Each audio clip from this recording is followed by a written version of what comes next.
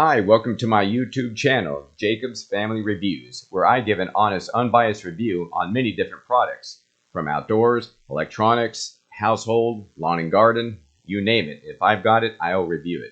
And then you decide if it's right for you. Like and subscribe. Thanks. Now, if any time during or after this video you wish to learn more about a product or want to purchase it, simply click on the link in the description below this video. When you click on that link, you'll be taken to my Amazon storefront video page like this. But don't worry about the video. You don't have to watch it again unless you want to. But you could click right here on the product link and that'll take you to that product. But before you do, if you could give me a thumbs up right here, I greatly appreciate it. Okay, on to the product. You click here and it'll take you to this page right here. There's your Amazon page. Reviews, details, well, the whole works. It's Amazon, you know. Okay, without further ado, on to the product review. Hello, Jacob's family here. So today we're going to talk about the COSORI 9-in-1 6-quart pressure cooker. This is the latest model, just came out this March of 2023. So we've had this for about a couple weeks now. We bought it as soon as it came out because we like the brand. And we open it up, it looks good. It's got all the stuff you want, recipes, a user manual. It's got all the helpful things in there. We'll go through that in a bit, and a quick start guide. So the first thing you want to do is take out all the stickers and all the paperwork that's inside there. You know, those little plastic rings around there and all the plastic stickers. Clean the inside inner pot with warm water and soap, and the rack. So you got a nice steam rack there for certain foods. And basically you want to do a test run. You put 3 cups of water in it, set it for pressure cook 5 minutes, high pressure, and then start it. So that's what I'm doing now. I did this already, but I'm just doing it now for this video. And the timer, so there was a preheating for a few minutes and then it dinged, meaning that it started to cook. So it's in the cooking process now. Then when it's done, it's gonna signal again. It's gonna tell me it's finished, and then it'll keep warm.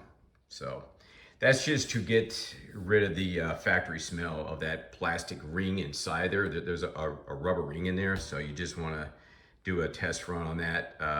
It helps to take away that odor. Plus you wanna make sure it functions well. So we're gonna go ahead and make some country style ribs here, some pork ribs. That's what we're gonna do tonight. So I'll be back in a few. We'll get started. Okay, real quickly, I just wanna go over these functions here for this pressure cooker. You've got the pressure cooking options. You have pressure cook, the rice, steam, sterilize, oatmeal porridge, stew broth, bean grain, meat, poultry. And for the non-pressure, you have slow cook, saute, ferment, and sous vide. So, and of course, you could adjust the low or high for the pressure. For slow cooking, you've got your temperature set, low or high, and custom. Keep warm, a delay start if you want to start later on, and your start button, and then your cancel to turn it off. So your functions are right here in this cooking functions chart, and it gives you the time range and the default time, which can be manually adjusted. So that's good. Your non-pressure cooking function, slow cook, saute, ferment, sous vide, it's all here. I suggest going through the instructions on this manual here on how to perform each of the functions. So it gives you step-by-step for pressure cooking.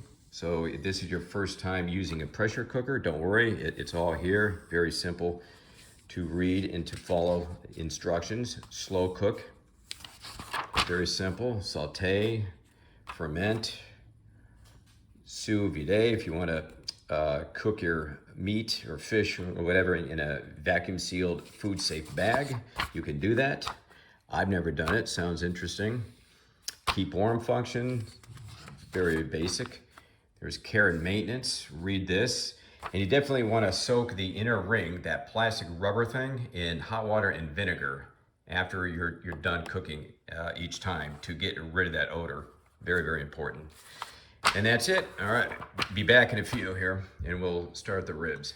Okay, we're just preparing the 5-spice pork ribs here, the country style ribs. Now those who know what that Chinese 5-spice is, you know what's coming, because we certainly do. This is going to be delicious. Uses a little bit of canola oil, garlic cloves, some ginger, in which we need to saute, a little bit of beef broth, soy sauce, and about a 1/4 cup of brown sugar, which is all in there. There's the ginger ready to go, so be back in a few. Starting the saute now.